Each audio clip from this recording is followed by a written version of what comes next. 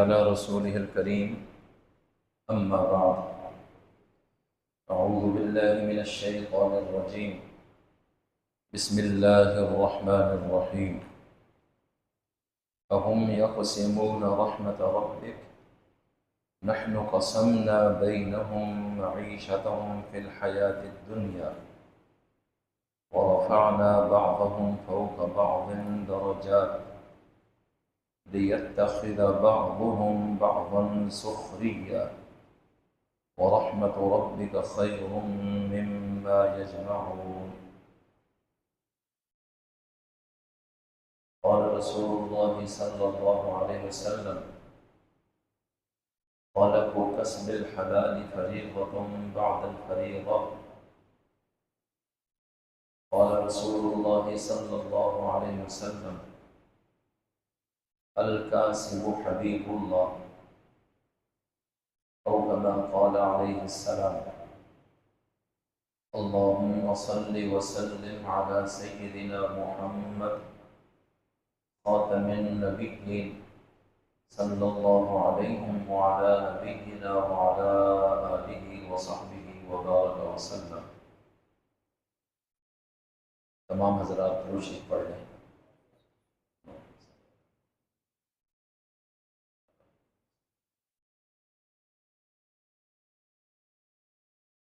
میرے انتہائی قابل احترام ہر دل عزیز مسلمان بھائیوں دوستوں بزرگوں، آج 1 مئی سن 2026 ہے. ہر سال 1 مئی کو عالمی سطح پر یوم مزدور منایا جاتا ہے. آج کے دن کو مزدور ڈے کے نام سے لکھا اور بولا جا رہا ہے.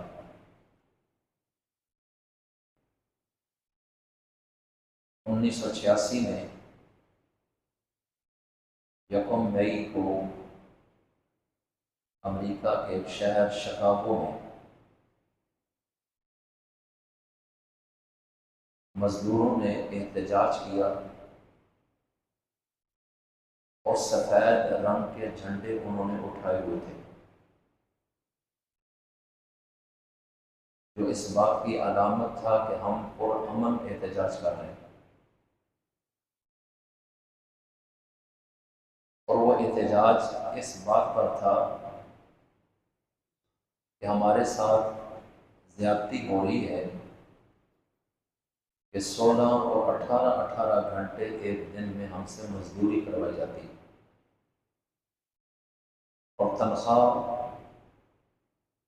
ہمارے حصے کے مطابق ادا نہیں کی جاتی، اور ہمارے احتجاج کا مقصد یہ ہے تنخواہ ہمیں پوری دی جائے اور 24 گھنٹے میں 8 گھنٹے ہم سے مزدوری لی جائے. 16 یا 18 گھنٹے یہ انسانیت کے خلاف ہے. تو پرامن احتجاج کرنے والوں پر اس وقت کی امریکی حکومت، جو کہ سرمایہ دار لوگوں کی غلام تھی اور انہی کے زیر اثر تھی، انہوں نے ان مزدوروں پر گولیوں کی بوچھاڑ کی اور انہیں قتل کیا، اور سفید جھنڈے خون میں رنگین ہو گئے اور شکاگو کی گلیوں میں مزدوروں کی لاشیں پڑی ہوئی تھیں. تو اس وقت سے اب تک ان مزدوروں کی یاد میں پوری دنیا میں اس دن کو مزدوروں کے حقوق کے لیے خاص کیا گیا کہ اب ہر سال 1 مئی کو پوری دنیا میں مزدوروں کے حقوق کی بات ہوگی.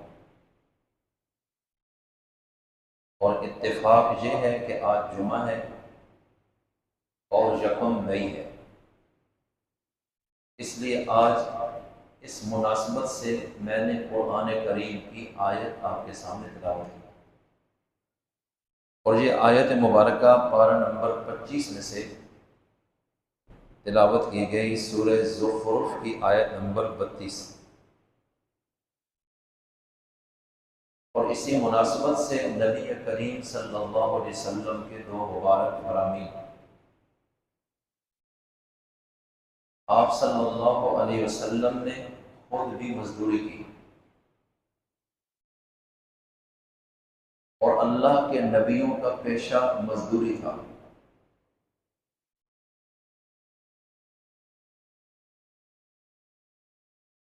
رسول اللہ صلی اللہ علیہ وسلم نے ارشاد فرمایا،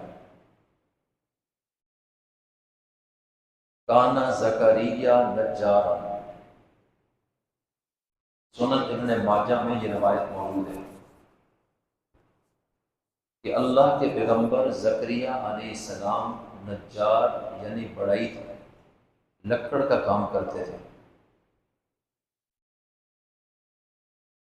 دروازے بناتے، کھڑکیاں بناتے، چرپائیاں بناتے، یہ لکڑ کا پیشہ تھا۔ حضرت ادریس علیہ السلام جو اللہ کے پیغمبر تھے، قرآن کریم میں سورہ مریم میں ان کا ذکر بائی نیم موجود ہے۔ وَاذْكُرْ فِي الْكِتَابِ إِدْرِيسَ إِنَّهُ كَانَ صِدِّيقًا نَبِيًّا، کہ اے نبی آپ ان لوگوں کے سامنے ادریس کا تذکرہ کریں، وہ سچے نبی تھے، ان کے کردار کی تعریف کی گئی اور مسلم امت کے سامنے ان کو بطور آئیڈیل، نمونہ اور رول ماڈل کے طور پر پیش کیا گیا۔ اور زکریا حضرت ادریس علیہ السلام کپڑے سیتے تھے، خیاط، درزی تھے۔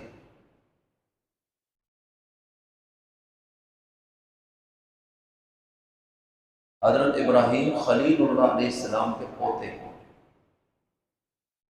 سیدنا اسحاق بن ابراہیم علیہ السلام کے لخت جگر، سیدنا یوسف علیہ السلام کے والد محترم، حضرت یعقوب علیہ السلام کے پیشے کا ذکر بھی حدیث میں ہے کہ وہ کیا کرتے ہیں، حضرت سلیمان علیہ السلام کے والد حضرت داؤد علیہ السلام کا قرآن کریم میں تذکرہ ہے، پارہ نمبر 22 میں، وَعَلَّمْنَاهُ صَنْعَةَ لَبُوسٍ لَكُمْ، لوہے کی زریں بناتے تھے، لوہار کا کام کرتے تھے، جنگی آلات اور حرب و ضرب کے آلات بناتے تھے، اور یہی ان کے گھر کا کچن چلنے کا ذریعہ تھا۔ نبی کریم صلی اللہ علیہ وسلم نے خود اور حضرت موسیٰ کلیم اللہ علیہ السلام نے، حضرت ابراہیم خلیل اللہ علیہ السلام نے، اور اس کے علاوہ درجنوں پیغمبروں نے بکریاں چرائیں۔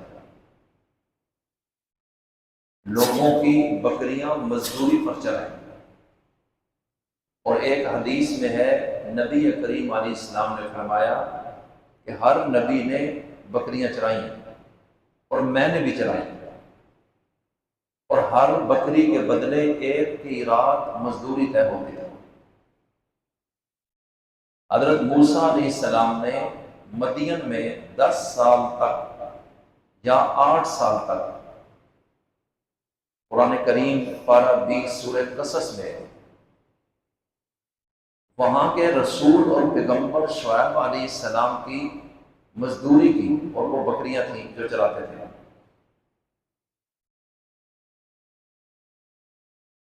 جس وقت اللہ تعالیٰ نے حضرت موسیٰ علیہ السلام سے پوچھا تھا کہ دائیں ہاتھ میں کیا ہے، وَمَا تِلْكَ بِيَمِينِكَ يَا مُوسَىٰ، یہ دائیں ہاتھ میں کیا اٹھایا ہے؟ انہوں نے جو جواب دیا، ہِیَ عَصَايَ، یہ میری لاٹھی ہے، أَتَوَكَّأُ عَلَيْهَا، میں اس پر ٹیپ لگا کر کھڑا ہوتا ہوں، وَأَهُشُّ بِهَا عَلَىٰ غَنَمِي، میں بکریوں کے لیے پتے بھی جھاڑتا ہوں، درختوں کے پتے جھاڑتے تھے، بکریاں کھاتی تھیں، تو یہ ان کا پیشہ اور مزدوری تھی۔ کسی پیشے میں اپنی ذات کے لحاظ سے کوئی برائی نہیں، ہر پیشہ انسانیت کی ضرورت کے لیے۔ اس میں کوئی کہے کہ فلانا کمی ہے اور کم تر اور میں اعلیٰ، یہ شیطانی سوچ ہے۔ اگر اس کو اتنی گھن آتی ہے کسی پیشے سے تو اس پیشے کے مزدور سے اپنی مزدوری نہ لے اور اس کام کو چھوڑ دے۔ مثلا حجام ہے، بال کاٹتا ہے، ایک بندہ سمجھتا ہے حجام کم تر کمی ہے تو وہ بال کٹانا چھوڑ دے، پھر 6 مہینے بعد اس کی شکل دیکھیں کیا ہوتی ہے۔ اگر وہ سمجھتا ہے کہ درزی کم تر ہے، نعوذ باللہ اس کی عزت کوئی نہیں، اپنے آپ کو بڑا سمجھتا ہے تو کپڑے سلوانا چھوڑ دے۔ اگر یہ سمجھتا ہے کہ موچی انسان ہی نہیں، اس کی کوئی عزت نہیں، اس سے حقارت اور نفرت رکھتا ہے، تو جوتیاں پہننا اور جوتیاں گٹوانا چھوڑ دے۔ بادشاہ بھی ہے تو ان سب کا محتاج ہے، تو پھر ان کو عزت کیوں نہیں دیتا؟ اپنے کام خود کرے گا۔ اگر اتنا بڑا فن ہے تو اپنے سارے کام خود کرے گا، پہلے ان کے بارے میں نازیبا بکواسات کرے گا اور بعد میں انہی کے سامنے جا کے ذلیل ہوگا۔ تو بہتر یہ ہے کہ جو آپ کا کام کرتا ہے آپ اس کی عزت کریں۔ نبی کریم صلی اللہ علیہ وسلم نے آج سے 1500 سال پہلے، جبکہ اس زمین پر انسانوں کی عزت نہیں تھی، آپ نے مزدوروں کے حقوق کا تحفظ بھی کیا ہے اور بڑی تفصیل موجود ہے۔ آپ نے کبھی بھی کسی پیشے کو برا نہیں سمجھا۔ جو بھی حلال کمانے کے لیے میدان میں اترا، کسی بھی لائن میں مزدوری کر رہے، آپ نے اس کو اللہ کا دوست قرار دیا۔ الکاسب حبیب اللہ، کہ ہاتھ کی کمائی کرنے والا، محنت مشقت کرنے والا اللہ کا دوست ہے۔ قرآن کریم پارہ نمبر 23 سورۃ الصاد میں اللہ تعالیٰ نے اپنے کئی نبیوں کا ذکر کیا اور بائی نیم ان کا تذکرہ کیا، سورہ صاد پارہ نمبر 23 میں۔ اور ان کے اس تذکرے کے بعد اللہ تعالیٰ نے ان کی ایک صفت بیان فرمائی، اولو الایدی والابصار۔ یہ جتنے پیغمبروں کا ہم نے تذکرہ کیا ہے، یہ سارے کے سارے اولو الایدی والابصار، ہاتھوں اور آنکھوں والے تھے۔ کیا مطلب تھے؟ کہ ہاتھوں سے کمائی کرتے اور محنت کرتے تھے۔ اور کیا ذکر کیا؟ وَاذْكُرْ عِبَادَنَا ابراہیم، ہمارے بندوں کا تذکرہ آپ کریں، ان لوگوں کو بتائیں۔ ابراہیم، اسحاق اور یعقوب کا اولو الایدی والابصار، ہاتھوں اور آنکھوں والے تھے، دیکھتے تھے اور کام توجہ سے کرتے اور اپنے ہاتھوں سے حلال کماتے تھے۔ اس لیے میں عرض کرتا ہوں یہ ایک خوبی اور صفت ہے۔ آج جتنا بڑا حرام خور اور فراڈیا ہے اس کی عزت زیادہ ہے، اور جتنا زیادہ محنت کرنے والا ہے اس کو اتنا ہی زیادہ معاشرے نے گرایا ہے۔ ایک بندے کو پتہ ہے کہ یہ ظالم ہے، شرابی ہے، زانی ہے، قبضہ گروہ ہے، حرام کھاتا کرتا ہے، بڑی گاڑی اس نے لے لی، زمین زیادہ ہو گئی، ڈیرا بنایا، تو لالچی لوگ اب اس کے پیچھے پیچھے ہو جاتے ہیں۔ یعنی اس کے اس جرم سے بھی نفرت ان کو نہیں رہی کیونکہ اس کے پاس پیسہ ہے، اور لوگ اس طرح اس کے پیچھے بھاگتے ہیں جیسے اس نے ان کو دینا ہے۔ جس نے جن کے حق تھے ان سے جب چھین لیا تو آپ کو کیسے دے گا؟ اس نے اپنی بہن کا حصہ وراثت میں کھا لیا تو جناب کو کیسے وہ دے گا؟ غریبوں کی زمینیں اس نے 2 نمبری کر کے قابو کر لی تو آپ کا کتنا خیر خواہ ہوگا؟ آپ کیوں اس کے پیچھے جا رہے ہیں؟ آپ کو تو ایک مزدور کی عزت کرنی چاہیے جو خوددار ہے اور بھیک نہیں مانگتا ہے اور اپنی عزت نفس کو بچا رہا ہے اور حرام راستہ اختیار نہیں کرتا۔ اور صحابہ کرام کی یہ تربیت کی گئی تھی کہ آپ جتنے مرضی بڑے عہدے پہ ہیں لیکن آپ ایک مزدور بھی ہیں۔ اس کی ایک زندہ مثال، نبی کریم صلی اللہ علیہ وسلم کا انتقال ہوا 11 ہجری کو، ربیع الاول میں، اور ربیع الاول ہی کے اندر جانشین رسول سیدنا صدیق اکبر رضی اللہ عنہ کا انتخاب ہوا، اور یہ مسلمانوں کے حکمران بنے، پوری اسلامی ریاست کے فرما روا اور ذمہ دار۔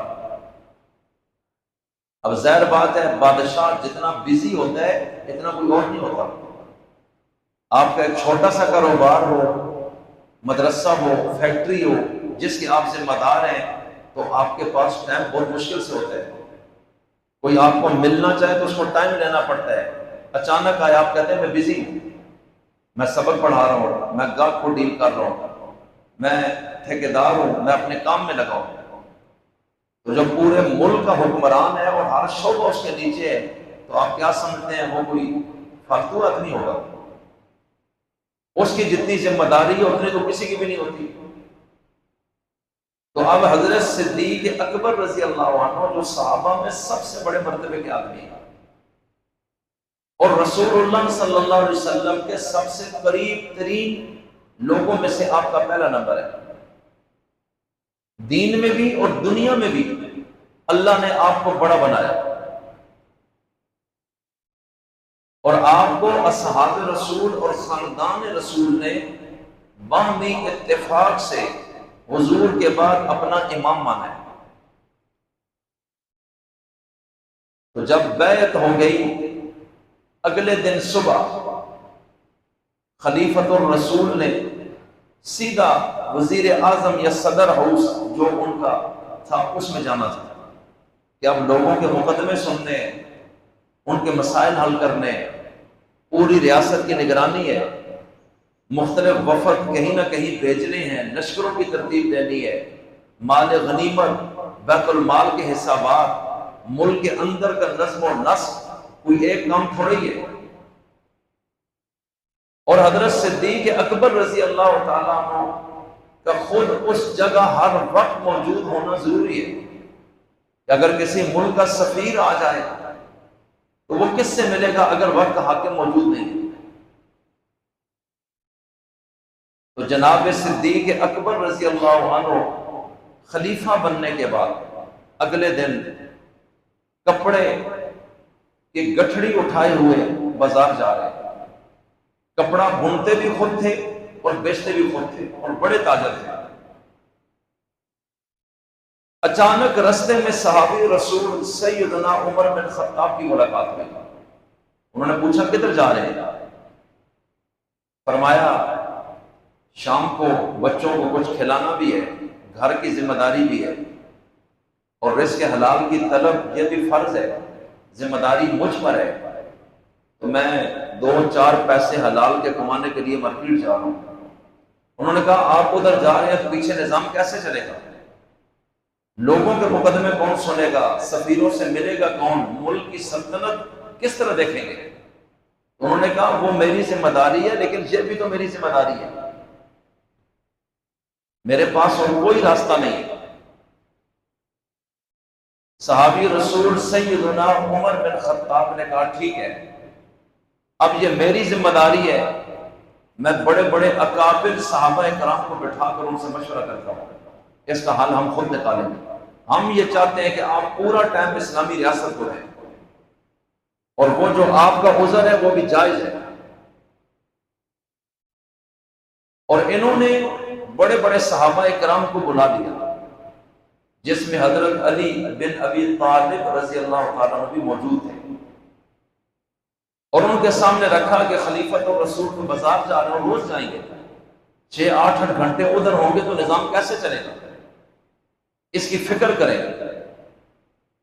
تو حضرت علی رضی اللہ تعالیٰ عنہ نے یہ فرمایا کہ وہ ہمارے کام میں لگے ہوئے ہیں اور امت کے کام میں، لہٰذا ان کی تنخواہ بیت المال سے ہر مہینے ادا کی جائے گی، وہ مزدوری کے لیے نہ جائے۔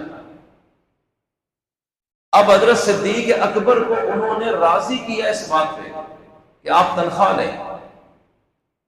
اب ان کی سوچ میں یہ تھا کہ میں نبی کا جانشین ہوں، جب رسول اللہ نے تنخواہ نہیں لی، کبھی میں کون ہوتا ہوں لینے والا؟ لیکن ان سب نے کہا کہ نہیں، یہ جائز ہے، یہ ہماری ضرورت ہے کہ آپ یہاں بیٹھیں، ہم آپ کو روک رہے ہیں، آپ مہربانی کریں۔ اب اگلا سوال پیدا ہوا کہ تنخواہ ہونی کتنی چاہیے؟ آج ملک میں سب سے زیادہ تنخواہیں پارلیمنٹ میں عوامی نمائندوں کی ہیں، چیک کریں، اور وہ پوری اسلامی ریاست کا ذمہ دار، انہوں نے کہا کہ میری اتنی تنخواہ ہو جتنی ایک مزدور کی ہوتی ہے، اگر اس میں میرا گزارا ہو گیا تو مزدور کا بھی ہوتا ہے، اور اگر میرا گزارا نہ ہوا تو ملک کے تمام مزدوروں کی تنخواہ اجرت بڑھا دی جائے، اگر میرا نہیں ہوتا پھر ان کا بھی نہیں ہوگا۔ حضرت صدیق اکبر اس طرح ملازمت بیت المال سے تنخواہ کی صورت میں شروع ہو گئی۔ تو اب دیکھیں کتنی بڑی شخصیت، اور کام کاج کرنا، ہاتھ کی کمائی، حلال کی طلب، ان میں کوئی ایسی چیز نہیں کہ ہم یہ کام نہ کریں۔ کہ آپ کو اس ٹریک پر اللہ کے نبی نے چلایا، اور حضور خود بھی چلتے تھے۔ ایک بندہ آیا، اس نے انصاری صحابی تھا، اللہ کے نبی کے سامنے ہاتھ پھیلایا کہ مدد کرے۔ آپ نے اس کو دیکھا کہ یہ تو ٹھیک ٹھاک ہے، محتاج بھی نہیں، معذور بھی نہیں۔ آپ نے فرمایا بات سن، تیرے گھر میں کیا ہے، کتنا سامان ہے؟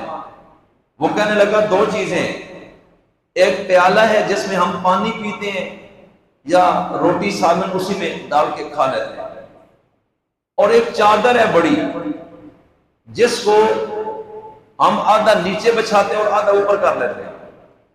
فرمایا دونوں چیزیں لے کر آؤ۔ اب وہ صحابی گئے، گھر سے دونوں چیزیں لائے، رسول اللہ صلی اللہ علیہ وسلم کے سامنے رکھا۔ جتنے صحابہ کرام موجود تھے، اسی طرح مسجد میں پوچھا کہ ان کو کون خریدنا چاہتا ہے؟ ایک صحابی کھڑے ہوئے، میں یہ دونوں چیزیں 1 درہم میں خریدنا چاہتا ہوں۔ فرمایا نہیں، کوئی اور ہے جو اس سے زیادہ پیسوں کے خریدے؟ 2 3 4 دفعہ جب پوچھا تو ایک بندہ کھڑا ہوا، اس نے کہا میں 2 درہم میں ان کو خریدنا چاہتا ہوں، 2 چیزیں ہیں 2 درہم۔ فرمایا ٹھیک ہے، یہ چیزیں لے جاؤ، 2 درہم دے دو۔ آپ نے اس کو 2 درہم دیے۔ فرمایا 1 درہم کا کھانا لو، آج کے دن کے لیے شام کا کھانا اپنے گھر والوں کا انتظام کرو، اور یہ دوسرا درہم پکڑو اور بازار سے جا کر کلہاڑی لے کر آؤ۔ اب وہ کلہاڑی جب لایا نا تو لوہے کی تھی، دستہ اس میں نہیں ہے، لکڑیں تو ہر طرف ملتی تھی، لکڑ ہی لکڑ تھی۔ تو آپ نے اس کو فرمایا کلہاڑی لے آؤ۔ اب جب وہ کلہاڑی لے کر آیا، آپ خود اٹھے اور آپ نے اس کا دستہ بنایا اور دستہ اس میں ٹھونکا، اس کو پاؤں میں کھڑا کرنے میں اس کی مدد کی، اور بے غرض اور دنیا کو سکھا رہے ہیں کہ حلال کمانے والا اور مزدوری کرنے والا یہ عام بندہ نہیں ہوتا۔ کہاں کائنات کے تاجدار اور کہاں یہ بیچارہ یوں کرنے والا ہے، اور آپ نے یوں کرنے کو پسند نہیں کیا۔ یہ کیا طریقہ ہے؟ اس میں تو عزت خراب ہو جائے گی۔ میں تجھے عزت والا راستہ بتاتا ہوں، چھوڑ دے اس چیز کو۔ اور آپ نے دستہ بھی خود ڈالا، کلہاڑی تیار کر کے کہا لے جاؤ، اور 10 15 دن مجھے نظر نہیں آنا۔ یہ نہ ہو بھاگتے ہوئے دوبارہ آ جاؤ، السلام علیکم، میرے پاس نہیں آنا، جاؤ جنگل میں جاؤ، کھلی لکڑ ہے، کاٹو، گٹھڑیاں بناؤ، بیچو، اور 10 15 دن بعد مجھے ملنا، اس سے پہلے میرے پاس نہیں آنا آپ نے۔ اب وہ چلا گیا۔ 10 دن بعد وہ صحابی حضور کے سامنے آئے۔ اب حالات ہی بدلے ہوئے ہیں۔ رسول اللہ نے پوچھا کیا پراگرس ہے؟ کہنے لگا یا رسول اللہ 10 درہم میرے پاس موجود ہے۔ فرمایا بس ٹھیک ہے، اب گھر والوں کے لیے راشن بھی لاؤ اور باقی ضروریات بھی پوری کرو، اور اس راستے پر تم نے چلنا ہے۔ تو اس لیے میں عرض کرتا ہوں کہ ہمارے نبی نے مزدوروں کو ان کا حق دیا بھی، دلایا بھی، ان کے حقوق کی جنگ بھی لڑی، اور آپ نے ہمیشہ ان کو عزت دی اور ان کا ہاتھ بٹایا۔ ایک صحابی ہیں ابو مسعود انصاری رضی اللہ تعالیٰ، ان کی ایک بندی لونڈی وہ بکریاں چلا رہی تھی انہی کی، اور غلام بیچارے کی تو عزت کوئی نہیں ہوتی تھی۔ آزاد انسان کی عزت اس معاشرے میں جب نہیں تھی، اپنی اولادوں کو زندہ زمین میں دفن کرتے تھے، تو غلاموں کو کس نے پوچھنا ہے؟ اور غلاموں میں بھی پھر عورت ہو، لونڈی، اس کی تو حیثیت ہی کوئی نہ مانے۔ ابو مسعود انصاری صحابی رسول ہے، ان کا بکریوں کا ریوڑ تھا اور لونڈی چرا رہی ہے، اور وہ بے پرواہ ہو کے